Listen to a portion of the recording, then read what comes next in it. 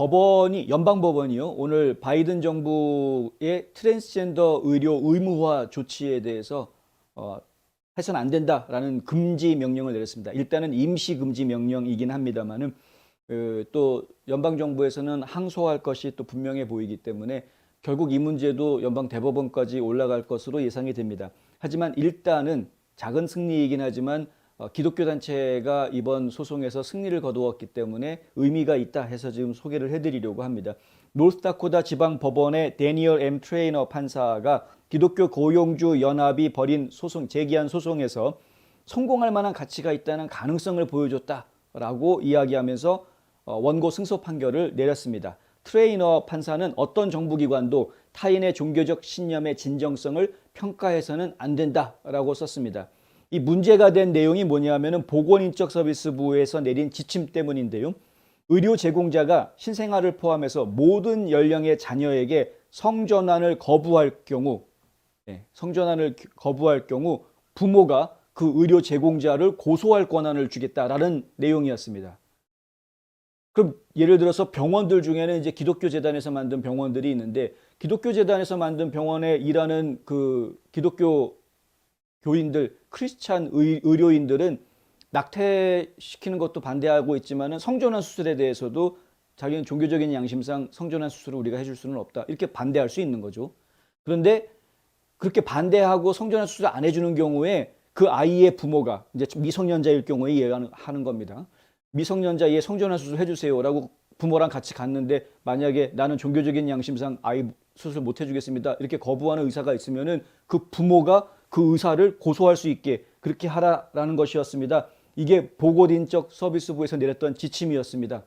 그러니 이 말도 안 되는 이런 지침 때문에 선량한 의사들이 지금 갑자기 소송을 당하게 생기는 상황이 벌어졌으니 그래서 이제 소송이 제기가 된 거죠. 기독교 고용주 연합에서 지금 소송을 제기했고요. 자유수호연합 Alliance Defending Freedom이라는 단체가 이제 법정 대리를 해서 지금 변호를 해주고 있는 그런 상황입니다.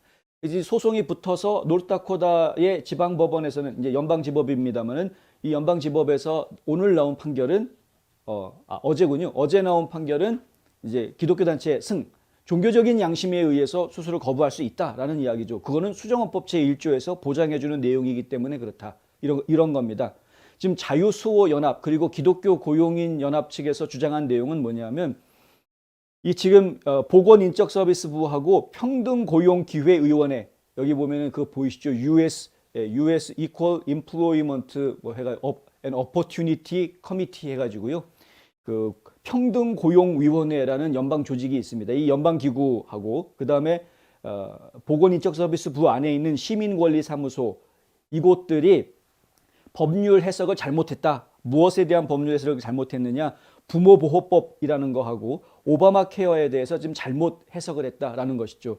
그래서 이 연방 정부기관에서 주장하는 내용은 뭐냐면 그것을 거절하는 것은 그러니까 트랜스젠더 수술이라든가 시술을 받게 해달라, 호르몬 치료라든가 아니면 성전환 수술을 받게 해달라 이것을 거부하는 의료 행위는 그것은 차별이다, 성차별에 해당한다 이렇게 이야기하고 있는 겁니다. 그러니까 왜 그것을 거부할 수가 없다라고 이야기하는 것이죠. 정당히 받아야 되는 의료 서비스를 거부하는 것은 성차별에 해당한다. 왜 그걸 안 해주느냐? 이렇게 지금 연방 정부에서는 그렇게 이해하고 있는. 바이든 행정부다운 이야기이죠, 사실. 그런데 지금 연방 법원에서 나온 이야기는 뭐냐면 자유수호 연합이 주장하는 바를 그대로 받아들여서 이것은 법을 잘못해서 한 것이다. 중요한 것은 직원들의 건강과 안전을 책임지는 사람으로서 종교적 신념과 직접적으로 상반되는 서비스와 절차를 제공하고 이것들을 의무적으로 하게 만드는 것은 비양심적이고 위헌적인 일이다라는 이야기입니다.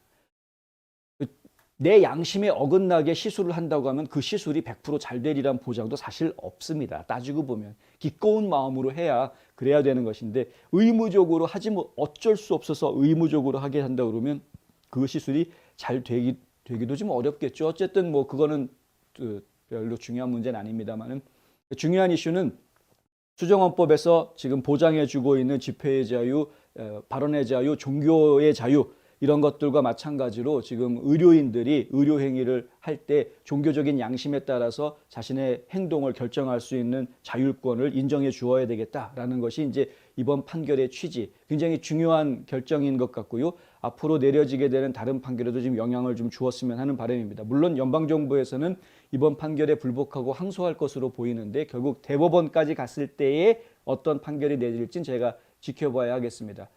이런 일들이 지금 굉장히 많습니다. LGBTQ 문제도 그런데 뭐 지금 케이크 주문했더니 게이들이 결혼한 시켜하는데 나는 내 작품 보내고 싶지 않다. 거부했더니 그걸 또 소송을 걸어가지고 난리를 치죠.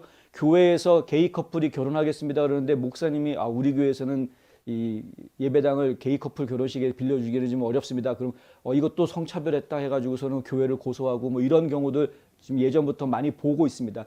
트럼프 대통령 때에는 이러한 종교적인 양심에 따라서 행동하는 것을 보호해주기 위한 종교보호법이라는 것이 제정이 됐었는데 지금 바이든 행정부에서는 그런 예전 행정부에서 제정했던 법들 이런 건 신경 쓰지도 않고 아랑곳하지도 않고 계속해서 자기네들 나름대로 법 해석을 막 해가지고 오바마 케어에 보면은 이거 어떠한 경우로도 차별을 할 수 없게 돼 있다. 그러니까 당신이 성 전환에 대해서 성차별해서는 안 된다 해가지고서는 무조건 의무적으로 시술을 해줘야 된다 이런 식으로 몰아붙이려고 하는 의무화를 너무 좋아합니다. 연방정부가.